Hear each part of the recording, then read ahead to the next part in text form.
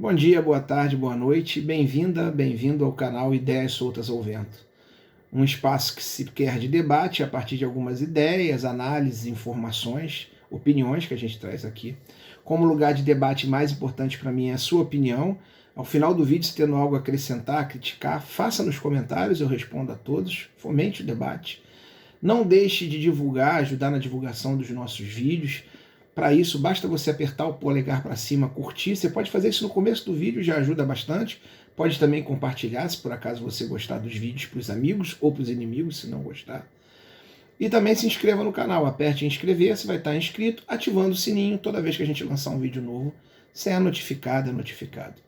Bom, mais que os outros vídeos, né, meus vídeos obviamente têm sempre a minha opinião, mais que os outros vídeos, este é um vídeo opinativo a partir da minha visão de mundo e da sensibilidade de algo que eu considero talvez o momento mais grave da história brasileira nos últimos anos, que é o processo eleitoral que vai se realizar daqui a 3 dias no domingo, 4 dias no domingo. Este canal nasceu na ascensão do governo Bolsonaro, um pouco como uma reação minha, uma tentativa minha de dar conta da angústia que aquele momento causou em mim. E olha que quando esse canal nasceu a gente não tinha a noção do tamanho da tragédia que esse governo seria.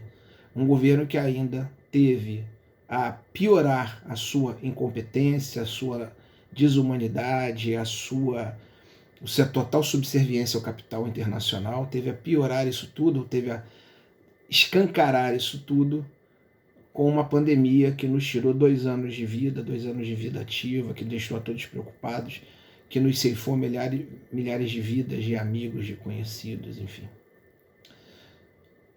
A gente chega ao final desse governo e a única certeza que a gente tem, ou pelo menos que eu tenho e venho aqui defender, é que a gente precisa tirar Bolsonaro. E a gente vai votar no Lula, porque o Lula é quem pode tirar Bolsonaro. Qualquer que fosse o outro candidato, a minha atitude aqui neste vídeo seria a mesma. Neste momento, a gente precisa tirar Bolsonaro, primeiro para respirar. Esse país não respira há 3 anos.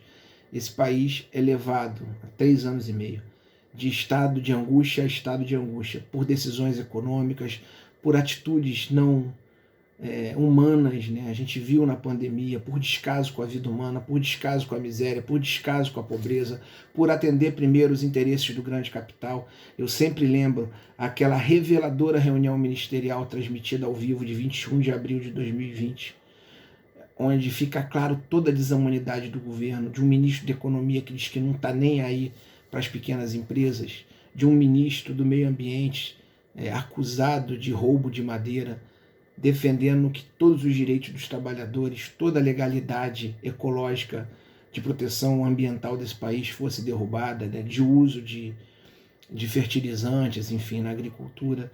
A gente viu um governo pouco zeloso com dinheiro público, um governo que negligenciou a corrupção, fala tanto da corrupção dos outros, mas adora esconder a sua atrás de sigilos de 100 anos, enfim. Foi um governo trágico e, entre outras tragédias, é um governo que atravessou certos limites republicanos. Num país de democracia frágil, pior, num país em que o sentimento de pertencimento da maioria da população é frágil, onde a maioria da população não se acha parte do Estado, não se acha parte nem da nação, esse governo cruzou certas pontes, levantou certas cercas que já eram altas.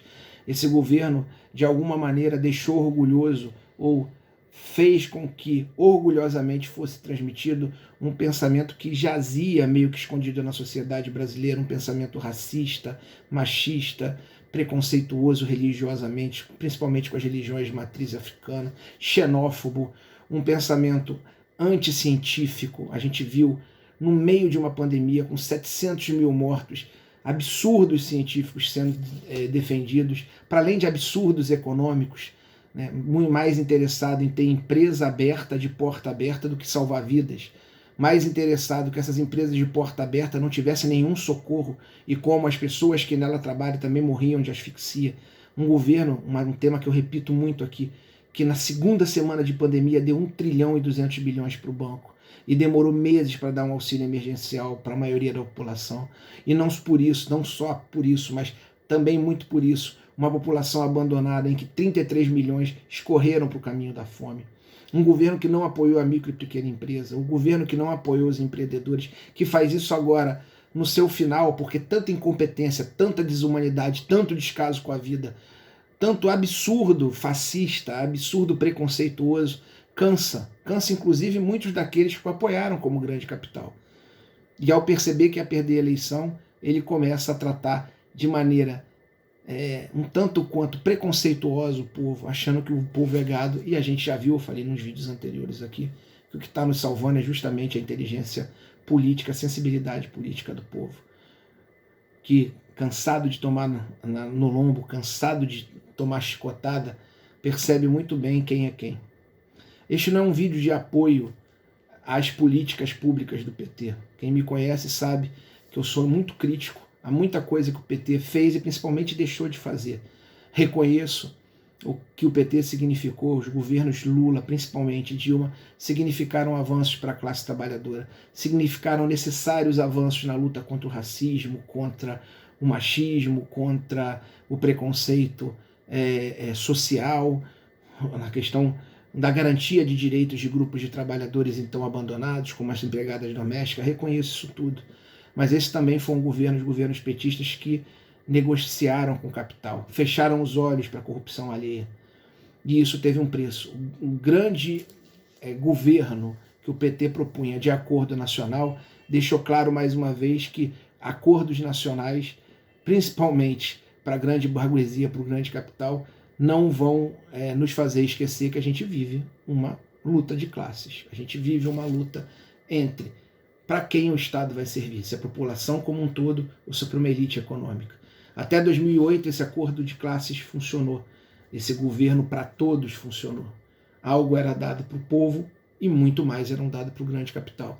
Só que quando vem a crise mundial, o grande capital quer cada vez mais do Estado. E aí, apanhado na sua própria incoerência, na sua própria dificuldade de ser um partido popular, um partido com compromisso com o povo, pelo menos a nível do espírito, a nível das intenções, e de um partido que tinha sim um acordo com o capital, pego nesse embate, e por não acelerar determinadas mudanças que o capital requeria, por exemplo, a sangria total de direitos trabalhistas, a destruição da Previdência, a total captura dos recursos do pré-sal, maior fonte de riqueza descoberta em séculos no país.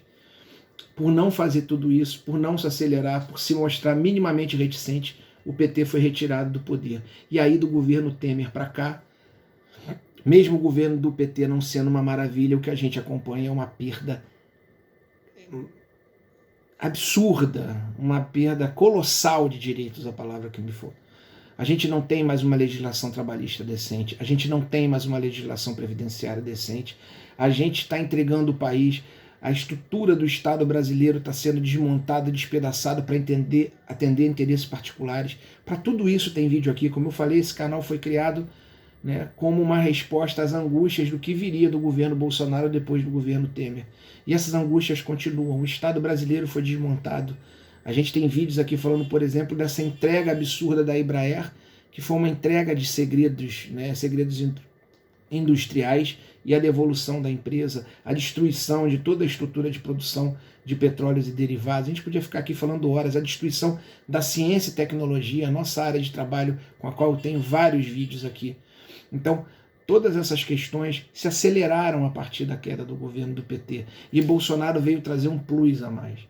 Bolsonaro, nesse processo de radicalização, para conseguir o apoio a essas pautas que não são intragáveis, ou que são antipopulares, ele nomeou inimigos. E o fascismo, ele atende muito bem a interesses do grande capital quando ele nomeia inimigos fictícios. Se há uma crise do país, a crise não é porque o Estado está deixando de atender quem deveria atender. A crise é porque gays, é porque negros, é porque comunistas, é porque imigrantes indesejáveis, é porque macumbeiros, como eles gostam de pejorativamente falar, é porque toda essa série de pessoas ousa mostrar suas caras e ousa requerer direitos cidadãos. É essa massa que faz parte dessa variedade maravilhosa que que compõe qualquer nação e que compõe a nossa, essa massa passa a ser excluída, essa massa passa a ser apontada como razão de todo o caos. Quando os verdadeiros causadores do caos cada vez mais metiam sua garra, capturavam o Estado brasileiro, capturavam recursos. Bolsonaro foi um capataz eficaz dessa galera. E sendo capataz, ele não teve o menor cuidado em cruzar linhas republicanas, às vezes até assustando aqueles a quem ele servia economicamente. Ele afrontou poderes, ele afrontou a justiça, ele descumpriu leis, ele tornou a violência um discurso válido acima da racionalidade, ele deu voz orgulhosa a gente irracional, a gente violenta, a gente preconceituosa. A gente recuou, a gente caminhou a passos largos para a barbárie. Uma barbárie que foi acompanhada de um caos econômico, uma barbárie acompanhada de um caos sanitário, uma barbárie acompanhada de um caos humano, onde a fome, que ele ignora e diz não existir, atravessa todas as ruas. Qualquer rua de uma cidade grande, qualquer rua vicinal de subúrbio, você vê gente catando lata, você vê gente catando lixo. Um desemprego absurdo, uma inflação de alimentos absurda. É um tsunami de várias ondas. O caos econômico, o caos humanitário, o caos legal, porque ele derruba todas as leis, a ascensão de uma criminalidade miliciana, a ascensão de uma religiosidade também criminosa, falso-cristã. A gente precisa dar um basta nisso tudo. Eu não estou dizendo que tirar Bolsonaro do domingo, e eu tenho fé que seja no domingo, vai acabar com isso. A herança dele é maldita. Essa onda ainda continua varrendo o país. Essa onda precisa refluir. Mas tirar o comandante do caos, tirar esse leviatã do inferno, esse monstro, né, desse mar que comanda esse mar de caos, da frente desse comando, matar